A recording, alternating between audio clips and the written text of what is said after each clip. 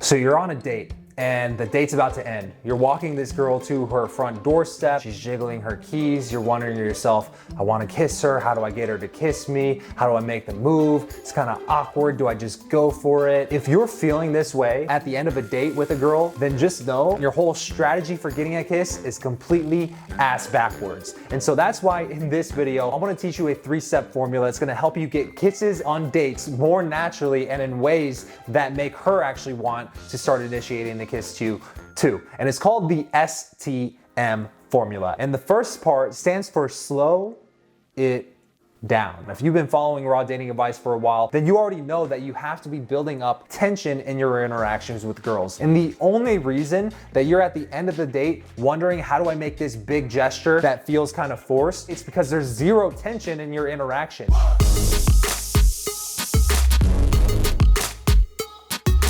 If there was already tension there, it wouldn't have to feel as forced, because if you're on a date with a girl, then just automatically you can assume that she's into men and she's into you to some degree, at least enough to come on a date with you. Use that momentum and realize that sometimes the easiest way to create tension with girls is just to slow down your speech. Bask in the silences between your words and your sentences. First, it starts out as a little bit of awkward tension, but again, because we're writing on the fact that she's a woman who's into men and she's hanging out with you, we're gonna assume that there's already an underlying level of man to woman tension, and all you're doing is slowing down your speech and amplifying the tension that is already there. And you can already kind of tell that by me kind of demonstrating this, it's making me lean a little bit closer to the camera. It's making me hold stronger, dominant, more laser focused eye contact. That alone is enough to make her want to kiss you. Which brings us to the next part of the S.T.M formula, which is turn yourself on first. Everybody has this thing in their brains called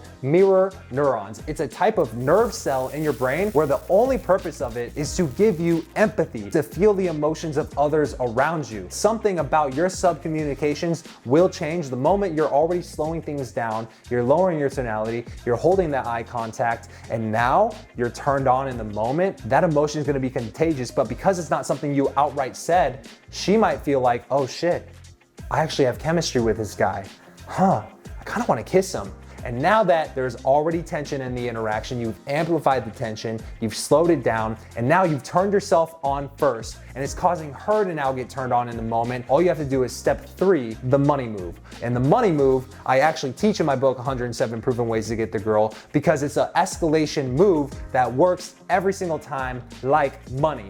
And all you do is now using that momentum of the amplified tension in the interaction and the fact that both of you guys are now turned on, all you have to do is hold out your hand with the palm up. This is key because it's a very innate primal thing to automatically trust someone if they are showing you the palms of their hands, because back in the day when we were hunter-gatherers, if I had my hand behind my back, if you couldn't see what was in my hand, you could probably rest assured that it was probably a weapon. By having your palm up, it's very subconscious, but it makes her naturally trust you. And especially in our culture today, we're naturally trained to reflexively reach our hands out when someone extends their hands towards us because of handshakes. So the money move is simple. All you do is stick out your hand with the palm up. Reflexively, she's gonna put her hand into your hand, and at that moment, while holding eye contact, gently pull her towards you and go for the kiss.